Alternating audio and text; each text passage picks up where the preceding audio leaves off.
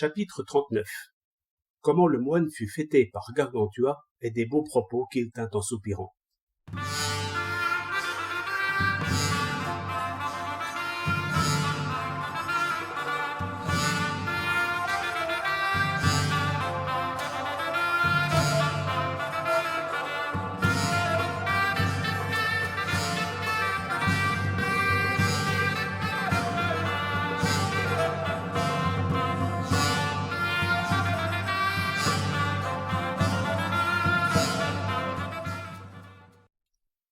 Quand Gargantua fut attablé et qu'ils eurent bafferé les premiers morceaux qui leur tombaient sous la dent, Grangousier commença à raconter l'origine et la cause de la guerre déclenchée entre Picrochole et lui-même.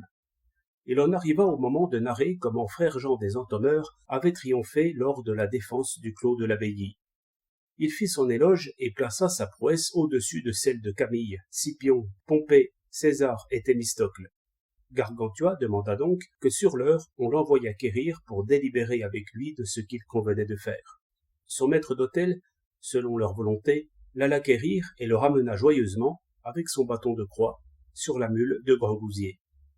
Quand il fut arrivé, ce furent 1000 gentillesses, 1000 accolades, 1000 salutations.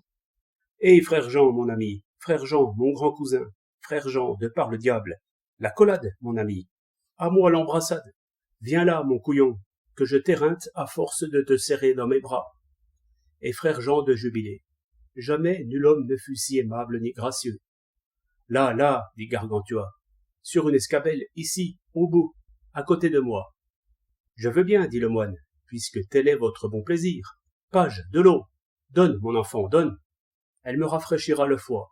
Verse par ici, que je me gargarise. Déposez la chape, dit Gymnaste. Ôtons ce froc. Oh, pardieu, dit le moine, mon gentilhomme, il y a, dans les statuts de l'ordre, un chapitre auquel cette proposition ne conviendrait guère. Merde, dit Gymnaste, merde pour votre chapitre. Ce froc vous brise les 2 épaules, mettez-le bas. Mon ami, dit le moine, laissez-le-moi, car, par Dieu, je n'en vois que mieux. Il me rend le corps tout joyeux. Si je le laisse, messieurs les pages en feront des jarretières. On m'a fait le coup une fois, à Coulaine. En plus, je n'aurai aucun appétit, mais si je m'assieds à table en cet habit, je boirai, par Dieu, à toi et à ton cheval et de bon cœur. Dieu garde de mal la compagnie. J'avais soupé, mais je n'en mangerai pas moins, car j'ai l'estomac pavé et creux comme la botte de Saint-Benoît, toujours ouvert comme la sacoche d'un avocat, de tout poisson autre que la tanche. Prenez l'aile de la perdrix ou la cuisse du nononin. N'est-ce pas mourir en joyeux drille que de mourir la quille raide? Notre prieur aime beaucoup le blanc de chapon.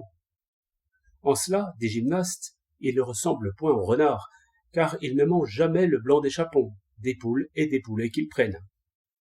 Pourquoi? Dit le moine. Parce que, répondit Gymnaste, ils n'ont pas de cuisinier pour les faire cuire, et, s'ils ne sont cuits à point, ils restent rouges et non pas blancs. La rougeur des viandes indique qu'elles ne sont pas assez cuites, sauf pour les homards et les écrevisses que l'on cardinalise à la cuisson. Faites Dieu Bayard, dit le moine. L'infirmier de notre abbaye n'a donc pas la tête bien cuite. Il a les yeux rouges comme une jatte de vergne. Cette cuisse de levreau est bonne pour les goûteux. À propos de bottes, pourquoi les cuisses d'une demoiselle sont-elles toujours fraîches? Ce problème, dit Gargantua, n'est ni dans Aristote, ni dans Alexandre d'Aphrodise, ni dans Plutarque. C'est, dit le moine, pour 3 raisons qui font qu'un lieu est naturellement rafraîchi. Primo, parce que l'eau ruisselle tout le long. Secondo, parce que c'est un lieu ombragé, obscur et ténébreux, où le soleil ne luit jamais. Et troisièmement, parce qu'il est continuellement éventé par les vents du trou de bise, de la chemise et, en complément, de la braguette. Et allez, page, à la boisson. Crac, crac, crac, que Dieu est bon de nous donner ce bon pio. Je confesse à Dieu, si j'avais vécu au temps de Jésus-Christ, j'aurais bien empêché les Juifs de le prendre au jardin des Oliviers. Le diable m'abandonne si je n'eusse pas coupé les jarrets à messieurs les apôtres, qui s'enfuirent si lâchement après avoir bien soupé et laissèrent leur bon maître en difficulté. Je crains plus que le poison, un homme qui s'enfuit quand il faut jouer du couteau. Ah, que ne suis-je roi de France pour 80 ou 100 ans? Pardieu, j'accommoderai en chien coupé les fuyards de Pavie. La fièvre carte les emporte. Pourquoi ne mourraient-ils pas sur place plutôt que d'abandonner leur bon prince en ce péril? N'est-il pas meilleur et plus honorable de mourir en combattant que de vivre en s'enfuyant bassement? Nous ne mangerons guère d'oisons cette année. Ah, mon ami, passe-moi ce cochon. Diantre, il n'y a plus de mou. La souche de Gessé a monté. Ma bouche a cessé de pinter. Ce vin n'est pas des plus mauvais. Quel vin buviez-vous à Paris? Je me donne au diable si, fut un temps, je n'y ai pas tenu plus de 6 mois table ouverte à tout venant. Connaissez-vous, frère Claude, des Hauts-Barrois? Oh, le brave compagnon que c'est! Mais quelle mouche l'a piqué! Il ne fait qu'étudier depuis je ne sais combien de temps. Pour ma part, je n'étudie pas. Dans notre abbaye, nous n'étudions jamais, de peur des oreillons. Feu notre abbé disait que c'est une chose monstrueuse que de voir un moine savant. Pardieu, monsieur mon ami, les plus grands clercs ne sont pas les savants les plus meilleurs. Vous n'avez jamais vu autant de lièvres que cette année.